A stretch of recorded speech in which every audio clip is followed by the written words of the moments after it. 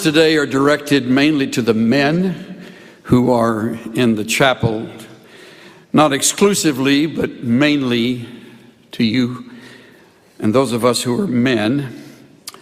Much of what I say will be relevant for the ladies as well, but because I am talking on temptation, I confess to you a real area and level of ignorance and how to apply it to the ladies.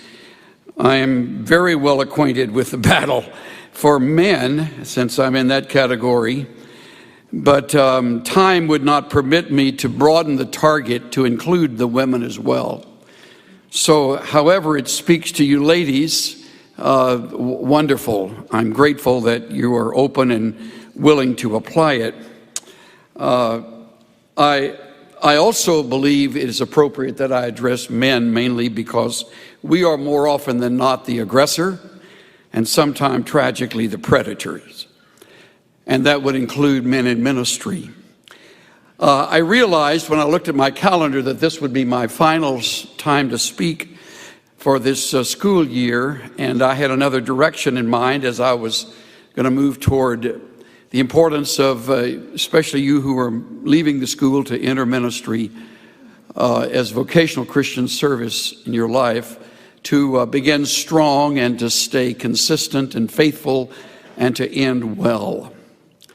However, my direction changed when I received a letter which deserves a little bit of preparation so you can appreciate the content of the letter.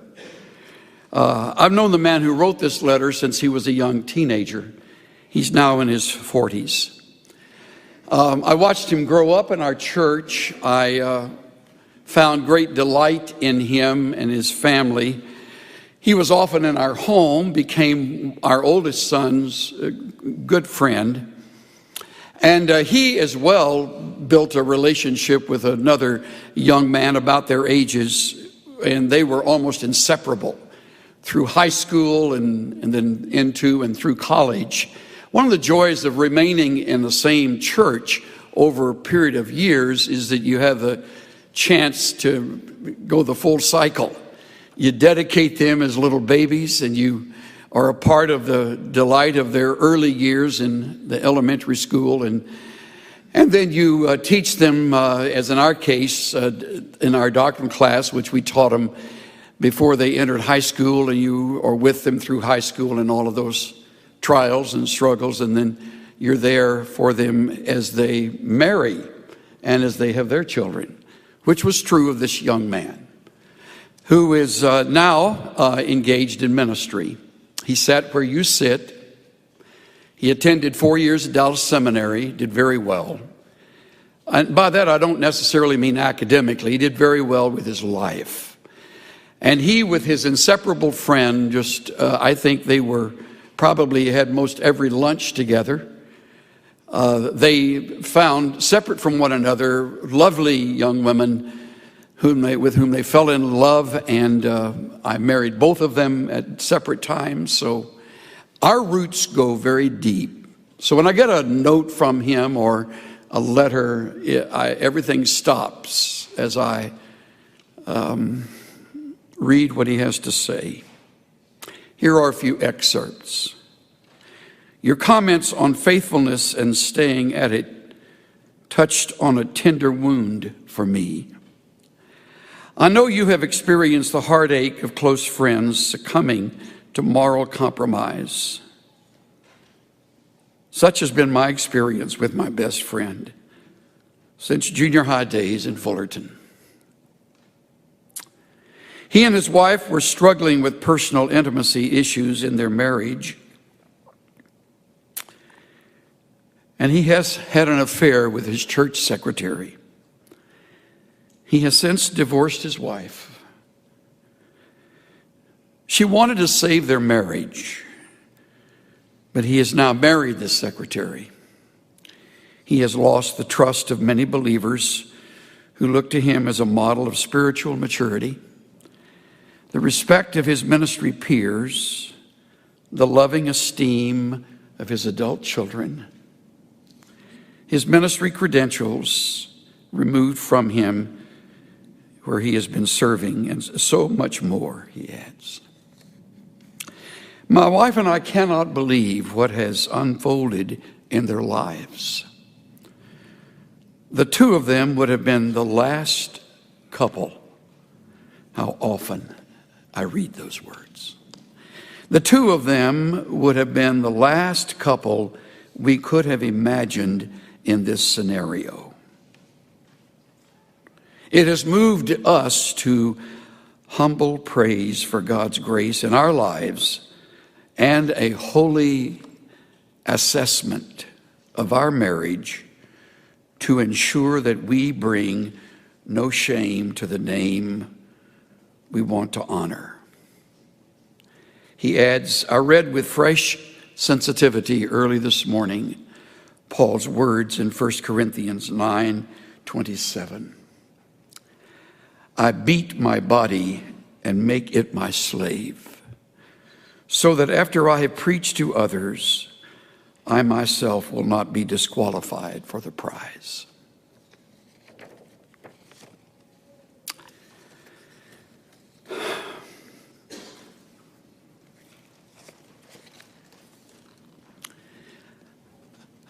I would love to end this semester message of my time with you on a real high note, and perhaps we can look at it like that. If you will simply promise yourself you'll never forget what I have to say. For however long you live, and without question, you will certainly outlive me and most of us on the platform. And you will carry on. But you must understand that the people with whom I spend much of my time professionally are people who have been through this school. These are the men and women that who have paths that cross with mine often. And therefore, I follow their ministries with an enormous interest and devotion and care and love and affection. This breaks my heart. I couldn't finish reading it the first time I read it. I went downstairs to read it to Cynthia, and I couldn't finish again. Something happened between then and now. Maybe something happened before that I knew nothing about. Obviously it did, or I certainly would have addressed it, since we were often together. And I tend not to hold back when I'm really working closely with other men. And so today I am not going to hold back. I'm going to speak forthrightly. I probably won't need to raise my voice at all, because I think you will listen. Because I think you are also haunted by the same verse that haunts me. Let him who thinks he stands take heed lest he fall. You will never outgrow lust. You will never come to the place where the opposite sex doesn't look attractive to you, even those you don't even know. It's sort of like what Patrick Morley writes in his book, The Man in the Mirror.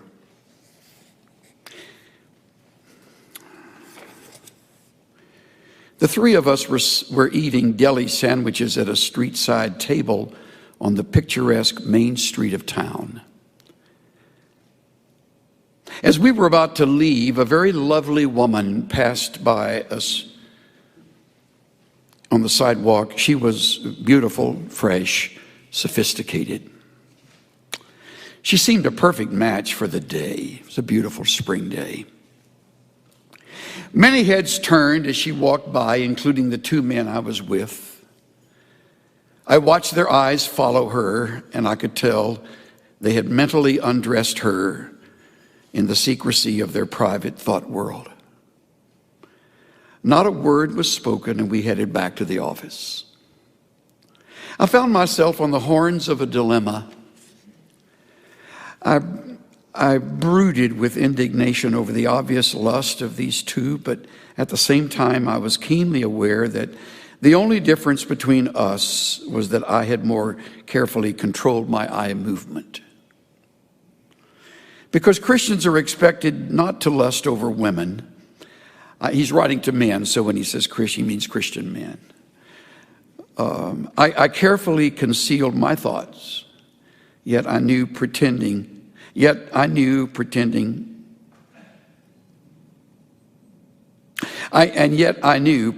not to notice was counterfeit. I knew I was leading a secret thought life different from the image I projected. I didn't like the pressure of leading those two lives, but I was embarrassed about it.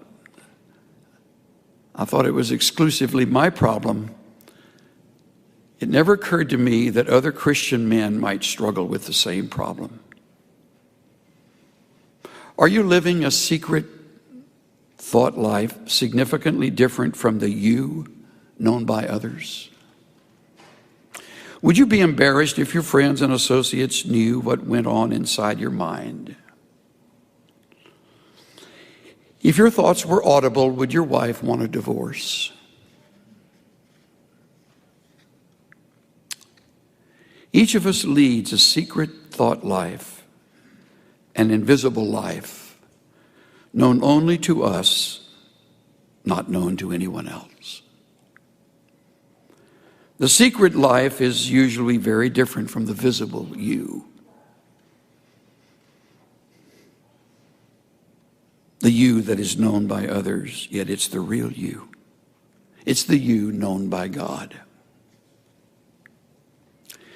For some of us, our secret thought life consists of a dream world of fantasies which concoct intricate plans that would make us famous or powerful or wealthy.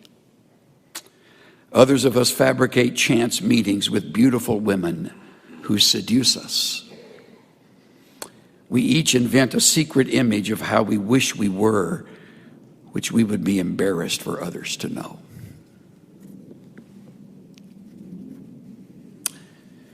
I have my Bible open to Genesis 39.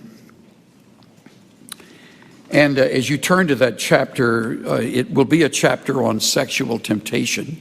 Interestingly, in this case, the woman is the seducer. She is the seductress. That's rare, but that does occur. And maybe some of you ladies have a struggle in this area. I have no way of knowing. I don't understand your world. I do understand the world of men very well, which is why I direct my words mainly today to men. This is a remarkable story of a man who did not fall, who did not even yield. It's a remarkable account of a man who had such possession of his thought life that he wouldn't allow his imagination to run wild, even though he was a single adult, probably by now in his 20s, maybe late 20s. He has been sold into slavery. He has learned another culture and another language. He now a Jew living among Egyptians, and finds himself a trusted servant in the home of a man who was an official of the Egyptian government, a man named Potiphar. Joseph had been taken down to Egypt, and Potiphar, an Egyptian officer of Pharaoh, the captain of the bodyguard, bought him from the Ishmaelites who had taken him down there. The Lord was with Joseph, so he became a successful man. And he was in the house of his master, the Egyptian. Watch closely the setup. His master saw that the Lord was with him and how the Lord caused all that he did to prosper in his hand. So Joseph found favor in his sight. And he became his personal servant. He made him overseer over his house, and all that he owned he put in his charge. What a magnificent trust.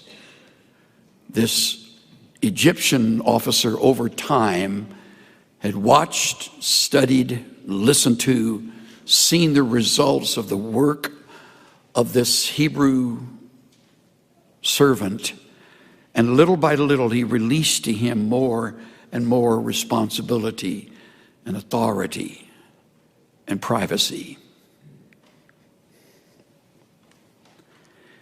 It came about, verse 5, that from the time he made him overseer in his house over all that he owned, we read again, the Lord blessed the Egyptian's house on account of Joseph.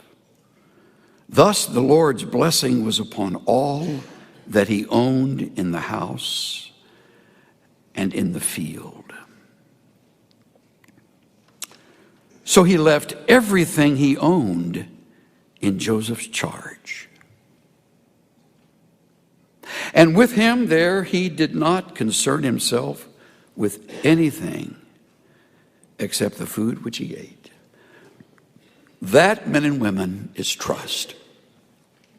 That's what you earn over the years as a pastor. That is what you earn over the years as a faculty member of some school you may serve. That is the reward of our great God on the lives of those who are faithful, who do good work, who don't compromise, who tell the truth, who keep their word, who keep short accounts, who don't take advantage of people and don't exploit, who don't manipulate. Joseph was a trustworthy man, and Potiphar finally found himself completely comfortable leaving everything in Joseph's charge.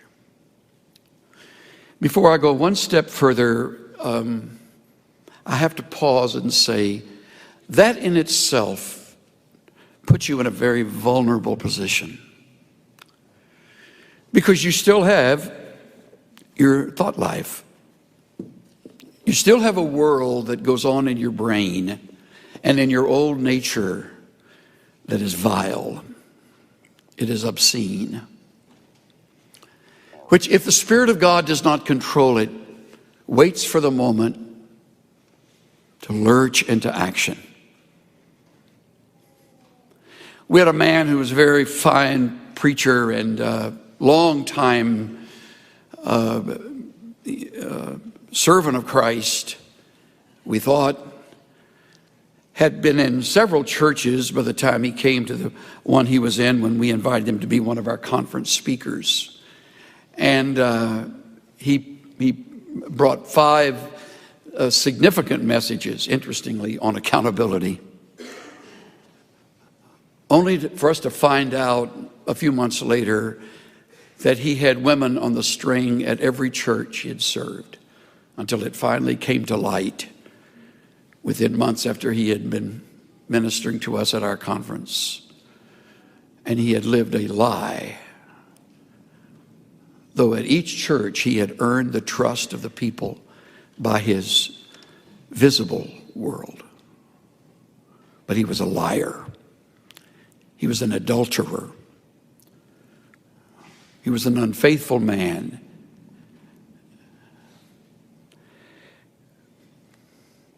You will be, perhaps by the grace of God, in a place that will ultimately be enviable. You will have the trust of your congregation. You will have the respect of your elders. You will have the reputation over the years. You will have your degrees, and you will be unquestioned, quite likely, in a setting that becomes a very, very dangerous place. F.B. Meyer, in his book on Joseph, writes, "We may expect temptation in days of prosperity and ease, rather than in those of privation and toil. Not where men frown, but where they smile, sweet, exquisite smiles of flattery. It is there. It is there," he repeats, "that the temptress lies in wait. If you go armed anywhere, you must above all go armed there." I'm reminded of Thomas Carlyle's words, the Scottish essayist. "Adversity is hard on a man, but for every 100 who can handle adversity, one can handle prosperity." You are in a dangerous place when all speak well of you, because then it's you and God, and hopefully a circle of individuals with whom you have made yourself accountable, so that your private world doesn't become a scandal and a shame. So Joseph, we read, is left with everything. The end of verse 6 says something that appears only 2 other places in all the scriptures. Interestingly, this is said only of David in 1 Samuel 16 and only of Absalom in 2 Samuel 14. Now Joseph was handsome in form and appearance. The NIV says he was well built and handsome. Nothing wrong with either one. It isn't fair, but there's nothing wrong with either one of them. Nothing wrong with that. We used to have a superintendent in our evangelical free church group out in the West Coast, a wonderful friend named Wally Norling, who referred to one of our younger preachers as being cursed with good looks. Isn't that a good way to put it? If you're cursed with good looks, you got even more working against you. I've never had that problem, thank God. I got a bunch of others, but that was not one of them. But I know some dear guys that are in ministry that women's eyes roll when he's around. He's just handsome. Joseph was like that. Good shape, chiseled face, strong, young, available. Mrs. Potiphar noticed it. It came about after these events. Isn't the Bible eloquent? How full of meaning are those 3 words, after these events. Year after year after year after year after year. Faithful, faithful, faithful. Trustworthy, trustworthy, trust. Never once taking as much as a paper clip from Potiphar's house. After these things, the enemy of our souls has perfect timing. Perfect. After these events, his master's wife looked with desire at Joseph, and she said, "Lie with me." That's what I call the direct approach. Rarely happens, but sometime it will. I'm drawn not so much to her words, I'm drawn to the word desire. She lusted after Joseph. Dietrich Bonhoeffer has done his best work in a very small book that we could almost call a booklet. It's entitled Temptation. Listen to Bonhoeffer. In our members, there is a slumbering inclination toward desire, which is both sudden and fierce. With irresistible power, desire seizes mastery over the flesh. All at once, a secret smoldering fire is kindled. The flesh burns and is in flames. It makes no difference whether it is sexual desire or ambition or vanity or desire for revenge or love of fame and power or greed for money. Joy in God is extinguished as we seek all our joy in the creature. At this moment, God is quite unreal to us. And only desire for the creature is real. Satan, I love this line, Satan does not here fill us with hatred of God, but with forgetfulness of God. We'll just put God aside for now. Satan does not here fill us with hatred of God, but with forgetfulness of God. The lust thus aroused envelops the mind and will in deepest darkness. The powers of clear discrimination and of decision are taken from us. It is here that everything within me rises up against the Word of God. That's it. He nails it. In vulnerable moments, I don't hate God. I just kind of get him out of the focus of my mind. Joseph never did that. Lie with me, she says. But he refused. Good for him. He said to his master's wife, notice how that's written. He says to his master's wife, of course. Behold, with me here, my master does not concern himself with anything in the house, and he has put all that he owns in my charge. There is no one greater in this house than I, and he has withheld nothing from me except you, because you were his wife. How then could I do this great evil and sin against God?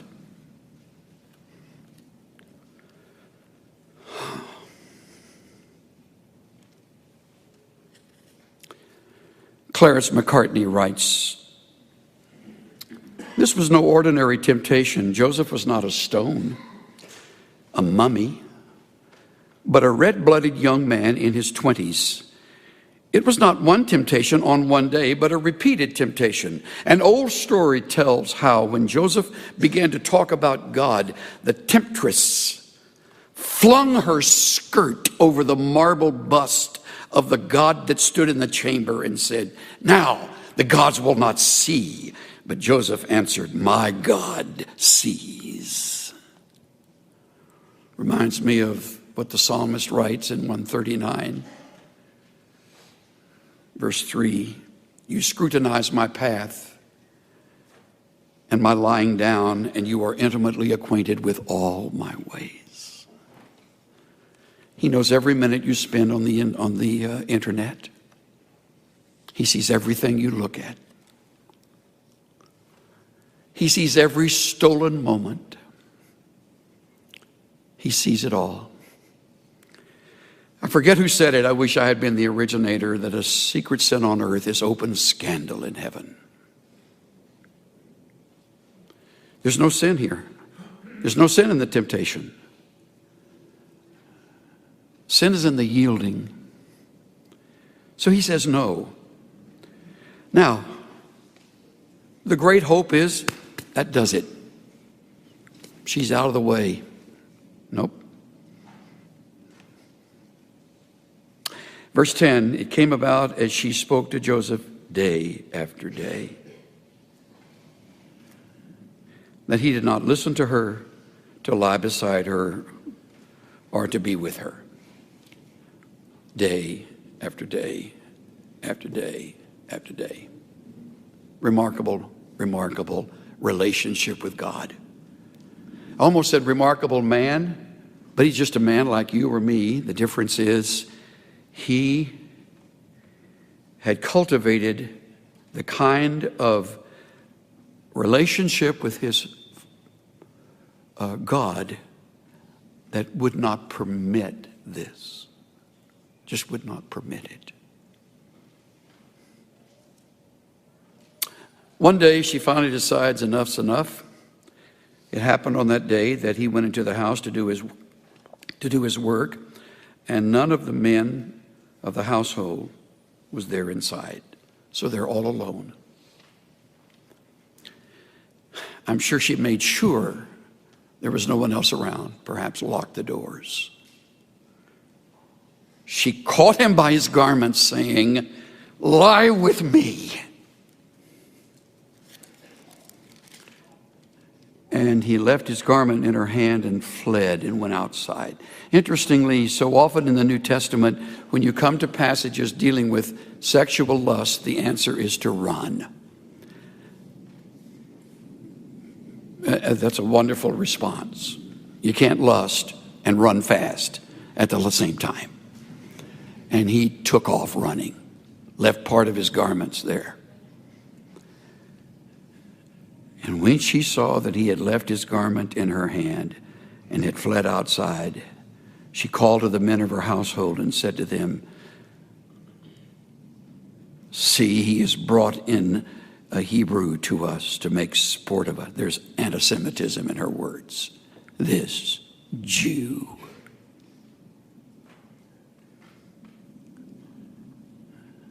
He came in to me to lie with me and I screamed, so she's claiming rape. Interestingly, if he had meant anything to her, she wouldn't have turned on him. He meant nothing to her. Lust is never a fulfillment of love. It's usually an act of anger and often emotional assault. It goes back to deep, deep, unresolved situations that have not been rooted out, discovered.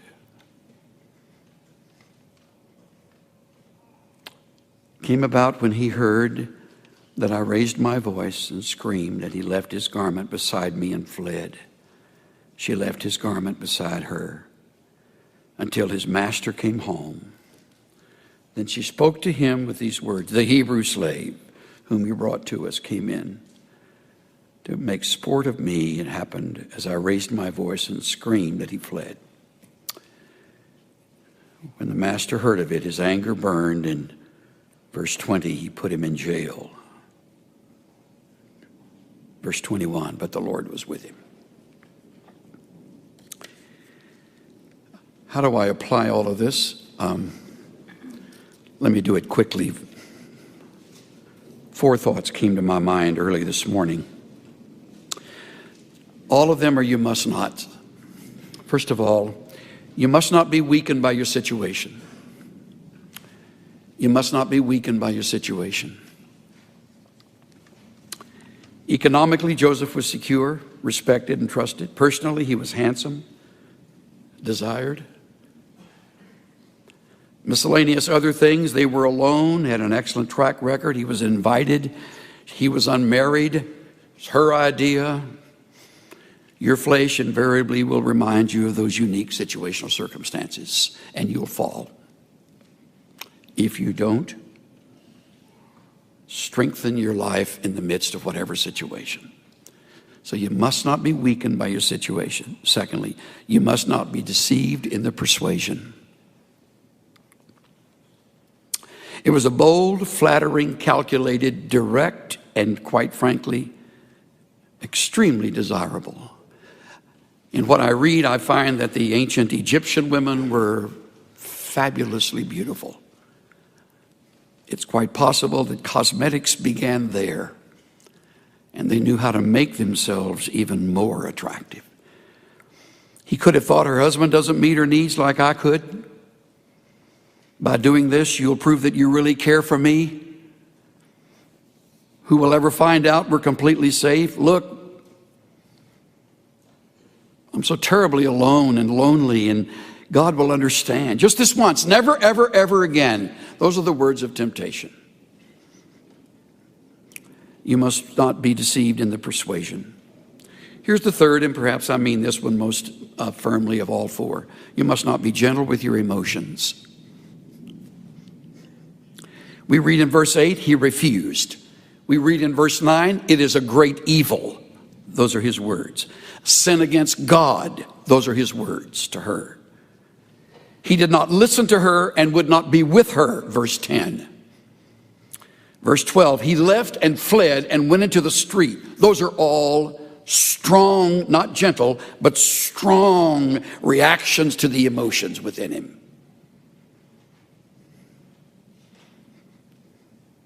The late Dag Hammarskjöld once wrote, you cannot play with the animal in you without becoming wholly animal. Play with falsehood without forfeiting your right to truth. Play with cruelty without losing your sensitivity of mind. He who wants to keep his garden tidy doesn't reserve a plot for weeds.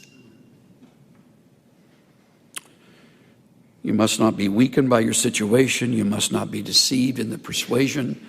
You must not be gentle with your emotions. By the way, if necessary, be rude. Just be rude. That has a way of turning the other person off. Number 4, you must not be confused with the immediate results. Day after day, he's tempted. Advances become more forceful, not less. False accusation followed his obedience. He was later then demoted, misunderstood, and dumped in jail. I would add also, you must never forget the ramifications. In his fine book, Christ in Isaiah, F. B. Meyer writes this.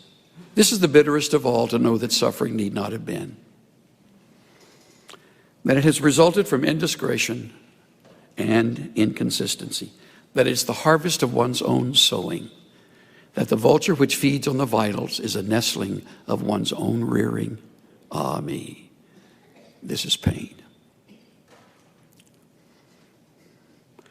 I woke up this morning thinking about my friend's friend in bed with another woman.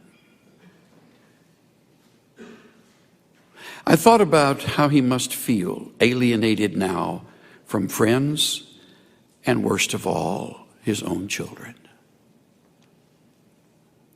I thought about everything he had planned for and trained for was now worthless. So what does he do now? Is she worth that? If you could possibly project yourself beyond the moment of sheer ecstasy, for just a few seconds of ecstasy, and think about a lifetime of shame, it'll help you. It'll help. Stay pure. Stay pure.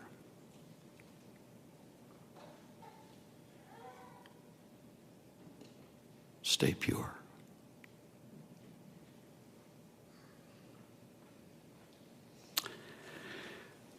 Lord, we sit in this room and all of it makes such sense, and we would all acknowledge that everything we've heard ties in with what you have taught and what we believe. And in this room, we're all in the majority and everybody's lockstep with one another, going to stay pure, going to stay pure.